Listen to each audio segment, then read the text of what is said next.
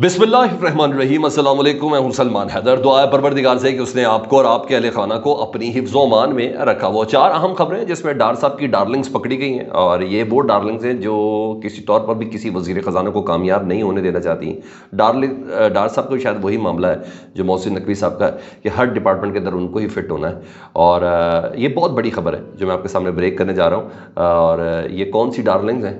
और बेशक अभी शहबाज शरीफ साहब कुछ देर पहले 10-10 लाख रुपए इनाम भी दे रहे थे, लेकिन ये अहम स्टोरी है जो मैंने आपके सामने ब्रेक करनी है। मारूल्लाह काकड़ साहब भी ऑन कार्ड हो गए हैं गिरफ्तारी के हवाले से और इंक्वायरी के हवाले से। साबिक निगरान वज़ीर आज़म और बड़े घर से करीबी ताल्लुक़ रखने वाले नवाज शरीफ साहब का एंटी इस्टेब्लिशमेंट प्लान, जी हाँ, वो एग्जीक्यूट होने जा रहा है। कुछ 2-3 तैनातियाँ हैं, उससे मुतल्लिक डन है। 2 इदारे आपस में लड़ पड़े, ये भी एक अहम खबर है। तफसील में जाने से पहले रिक्वेस्ट कि चैनल देखें तो चैनल सब्सक्राइब कर दें ताकि मेरा और आपका ये राब्ता बहाल है। सबसे बड़ी स्टोरी जो चल रही है ना, हम सिर्फ ना मोहसिन नकवी साहब को कहते थे कि भाई वज़ीर आला निगरान वज़ीर आला पंजाब भी वो बन गए, उसके बाद अभी वो ख़त्म नहीं हुआ तो चेयरमैन PCB बन गए, अभी वो ख़त्म नहीं हुआ तो वज़ीर दाखिला भी बन गए। तो ये हर तरफ मोहसिन नकवी साहब चल रहे हैं। इसी तरह एक इस दौड़ के अंदर एक और साहब भी हैं, उनका नाम है इसहाक डार साहब।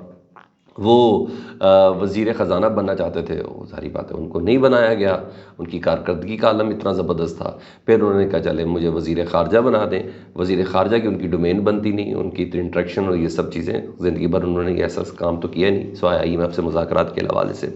तो उनको वज़ीर ख़जाना बना दिएगा। उन्होंने कहा नहीं, ये नहीं, मेरी सुबकी बड़ी हुई है, क्योंकि वज़ीर ख़ारजा बना दिएगा। उन्होंने कहा मुझे तो वज़ीर ख़जाना बनना था, सुबकी बड़ी हुई है, तो मैं कैसे दूसरों से मुमताज़ हो सकता हूँ। तो फिर उनको नायब वज़ीर आज़म बना दिएगा। सर ऐसा मसला नहीं है, मसला है जहाँ वो जो जिस चीज़ की उनको एक्सपर्टीज़ है ना वज़ारत ख़जाना की, वहाँ भी इन्होंने अपने ब्लू आइड अफसरान, मैं अपनी नाम आपको बताऊँगा, वो इन्होंने रखे हुए FBR में रखे हुए। जिससे थोड़ी देर पहले शहबाज शरीफ साहब खिताब करके 10-10 लाख रुपए इनाम भी दे रहे थे, धमकियाँ भी दे रहे थे, कारकर्दगी भी अप्रिशिएट करते, ये सब कुछ कर रहे थे। पाकिस्तान और वक्त की ज़रूरत हो, शबाना रोज़ मेहनत की सारी चीज़ें वो बता रहे थे। तो कुछ इनके ब्लू आइड अफसरान हैं जिनको आज तक कोई नहीं छेड़ सका। इसहाक डार साहब के, जिन्होंने निगरान सेटअप में शमशाद अख्तर साहब को कामयाब नहीं होने दिया, उसके बाद अब मौजूदा सेटअप में औरंगज़ेब साहब वज़ीर ख़जाना, उनको कामयाब नहीं होने दिया। ये चहीते अफसरान हैं जी। और इसके अलावा सबका क्रैकडाउन होता, ये नहीं हुआ। एक तो चेयरमैन है FBR अमजद टोहाना साहब, वो। दूसरे हैं मेंबर ऑपरेशन, उनका नाम ही बादशाह वज़ीर है, या वो बादशाह बन सकते हैं, वो वज़ीर बन सकते हैं। तीसरा उनके पास कोई जॉब नहीं है जी, बादशाह वज़ीर वो है जी।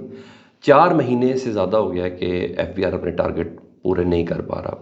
फिर इसका प्रेशर बना, बाकायदा तौर पर गवर्नमेंट ने एक्शन लिया शहबाज शरीफ साहब ने, और FBR में जो सफाई की वो सिफारिश कर दी, थोड़ी बहुत की, और तकरीबन 21वें और 22वें ग्रेड के 10 से 12 अफसरान भी फारिग किए गए। और जो 2 अफसरान जिसमें जिनसा मेरे साथ कंसर्न है, जिसकी मुझे खबर पहुंची है, इन दोनों में एक अमजद टोहाना साहब हैं जी, चेयरमैन FBR, और एक हैं मेंबर ऑपरेशन बादशाह वज़ीर। इनको नहीं लाया गया, हालांकि इनकी टीम का हिस्सा थे। बाकी टीम तब्दील की गई, जिसमें एक अशफाक कुरैशी साहब हैं, क्या अपराइट आदमी है, कमाल आदमी, और दूसरे हैं मुकर्रम जा अंसारी साहब, इनको FBR से फारिग किया गया। अशफाक कुरैशी कुछ दिन पहले उनको सदारती अवार्ड भी मिला है, जी हाँ, और तमगा इम्तियाज़ मिला है, सदारती तमगा इम्तियाज़ मिला है। तो उनको फारिग कर दिया गया क्योंकि वो उनको मैच नहीं करते। क्यों नहीं करते वो भी मैं आपको बताता हूँ। ये बोस्टन यूनिवर्सिटी से पढ़े हुए हैं, और इनकी तरक्कियाँ भी शहबाज शरीफ साहब के दौर में हुई थी, ये भी आपको मैं बता दूँ, PDM 1 के दौर में। और अब मामला ये था कि अशफाक कुरैशी साहब को चेयरमैन FBR बनने से रोकना था, इसलिए उनको दौड़ से बाहर निकाल दिया गया। अब उनकी जगह जो साहब दौड़ में आ गए हैं वो हैं बादशाह वज़ीर साहब, मेंबर ऑपरेशन। यानी इसहाक डार साहब का ही बंदा जाएगा, किस शक्ल में? अमजद टोहाना की शक्ल में रिटायर होगा, और इसहाक डार साहब का ही बंदा नया चेयरमैन की शक्ल में वापस आ जाएगा। यानी उन्हीं के मतलब का बंदा जाएगा और उन्हीं के मतलब का बंदा आएगा। तो ये भी कहा जा रहा है काजी फाइज़ साहब के जो घर के एसेट्स और फैमिली के तमाम एसेट्स वगैरह जो निकाले गए थे ना, जिस पे एक पूरा ट्रायल हुआ था, उसमें भी अशफाक साहब का ना, अशफाक कुरैशी साहब का हाथ है, ये भी बताया जाता है। शायद ये भी वजह हो सकती है। अब सवाल ये है कि भाई वजारत आपके पास है नहीं, तो आपके 2 शबाब अंदर क्यों हैं? आपने मिफ्ता इस्माइल को फेल किया इसी तरीके से, आपने شمشاد اختر صاحبہ کو فیل کیا اسی طریقے سے. اب یہ موقع نہیں ہے کہ آپ اورنگزیب صاحب کو بھی اسی طرح فیل کریں. اور ان تمام چیزوں کا بہت اچھے سے پتہ پرائم منسٹر صاحب کو، بہت اچھے سے. ایون وہ بھی ٹونٹ بھی کر رہے تھے کہ دیکھیں چیئرمین کو ہی نہیں پتا کہ کتنے عرصے سے کیا کون سے معاملات چل رہے ہیں، 5 سال سے ٹیکس پورا نہیں ہو رہا کہ 10 سال سے پورا نہیں ہو رہا، ان سب کو پتہ، لیکن نہیں چھیڑے کیونکہ سمدھی کی سفارش ہے. تو میرا خیال ہے ایس آئی ایف سی کا جو پلیٹ فارم جس میں آرمی چیف بھی ہیں، پرائم منسٹر بھی ہیں، یہ پلیٹ فارم تبھی مضبوط ہوگا جب بنیادی انفراسٹرکچر مضبوط ہوگا. جب انفراسٹرکچر میں من پسند لوگ ہوں گے نا، میرٹ کا قتل ہو رہا ہوگا تو پھر ایسے ہی ہوگا. لیکن اس پہ بہت زیادہ توجہ دینے کی ضرورت ہے. یہ وہ ڈار صاحب کی ڈارلنگز ہیں جس کی بنا پر ڈار صاحب سب سے زیادہ طاقتور کہلاتے ہیں. یہ ہے وہ معاملہ. اب آؤں ذرا فردر آگے کی خبر کی طرف. تو 2 دن پہلے خط چل رہا تھا بڑا، رپورٹر تھے احمد منصور صاحب، یہ بیسکلی ڈیفنس کی ان کی بیٹ ہے. تو انہوں نے خبر دی تھی اور وہ بہت زیادہ ہائی لائٹ ہوئی بھی اور بہت زیادہ ہائی لائٹ کی بھی گئی کہ ماتحت عدالتوں نے نا اسلام آباد ہائی کورٹ کے جو جسٹس محسن اختر کیانی صاحب جنہوں اپ کمنگ چیف جسٹس بن رہے ہیں، ان کے خلاف کوئی انٹرفیئرنس کے حوالے سے کوئی خط لکھا ہے اور کہ وہ مداخلت کرتے ماتحت عدالتوں میں اپنی مرضی کی بہت سی چیزیں. ابھی تک نا وہ خط منظر عام پر نہیں آیا. اس سے پہلے ہی اس کا بہت میڈیا پروجیکشن کر دی گئی کہ یہ تھا. اور میں نے بھی خود بھی آپ سے بات کی کہ خبر ایک خط کی اطلاع چل رہی ہے، ایک اور خط کی اگر آپ کو 3 دن پہلے پتا ہوگا تو کہتے بائی پوسٹ بھی کیا ہوتا نا تب بھی پہنچ جاتا. تو اب اسلام آباد کے صحافی کہہ رہے ہیں کہ یہ انونیمس خط تھا، یعنی جس جج نے بھی لکھا اس نے خط نہیں، اس پہ نام نہیں لکھا ہوا. اور یعنی یہ صرف پریشر ٹیکٹکس ہیں. مجھے تو صرف یہ لگتا ہے یہ سارا ڈرامہ فلاپ ہونے جا رہا ہے. میں نے کہا اس خط سے متعلق بتا دوں کیونکہ یہ عام چیز تھی کہ ہم نے اس کو پٹ اپ کیا تھا. اب معاملہ ادھر ایک اور سیریس لیا ہوا مسلم لیگ نون نے، اور خبر یہ کہ خواجہ سعد رفیق صاحب نے کوئی حکومتی عہدہ لیا نہیں ہے، اب وہ پارٹی کو سنبھالیں گے. اور آپ کو پتہ ہے خواجہ سعد رفیق بھی ایک اینٹی اسٹیبلشمنٹ بیانیہ لے کے ہی چلتے ہیں جس طرح نواز شریف صاحب لے کے چلتے تھے. تو مطلب اب بیانیہ کا وقت بنانے کا وقت آ چکا ہے اور خواجہ سعد رفیق کو نون لیگ کا جنرل سیکرٹری بنانے کا فیصلہ کر لیا گیا ہے. احسن اقبال صاحب اس عہدے سے سبکدوش ہو رہے ہیں کیونکہ ان کے پاس آلریڈی حکومت کی ایک وزارت موجود ہے. مطلب صدر ہوں گے نواز شریف صاحب اور سعد رفیق صاحب جنرل سیکرٹری ہوں گے.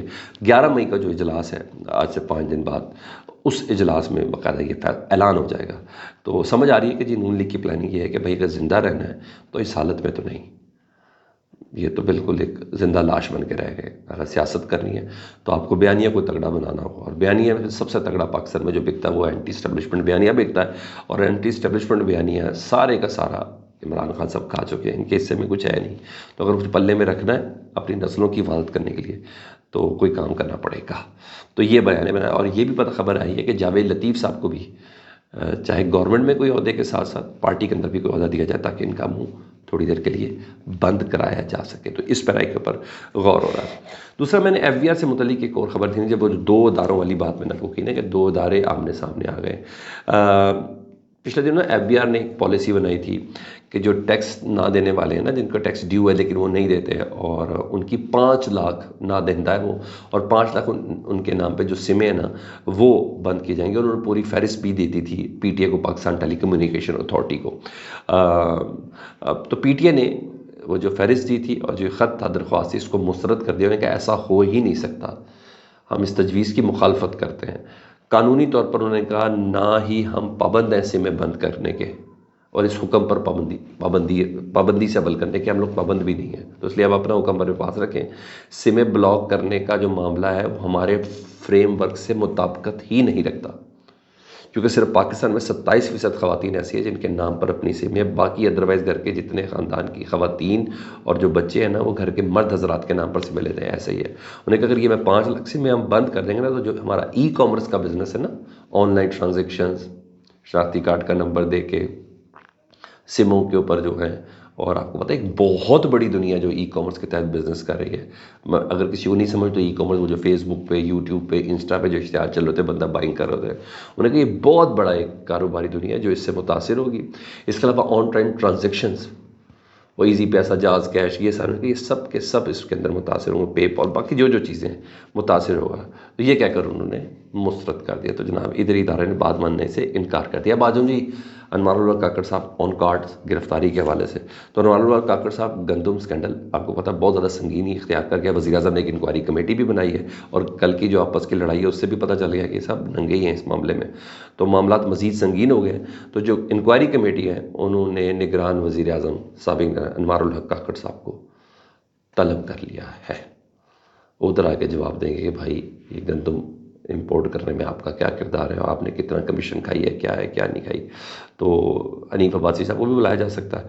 تو یہ بہت بڑی خبر ہے، کیونکہ انوار الحق کاکڑ صاحب جن کے بندے تو وہ بہت بڑے ہیں، تو یہ ڈیفینیٹلی بڑا میٹر کرتی. ہاں بندہ ایسے تو نہیں بات کر سکتا، تو الزامات کی بھی کوئی بڑی وجہ ہوتی ہے.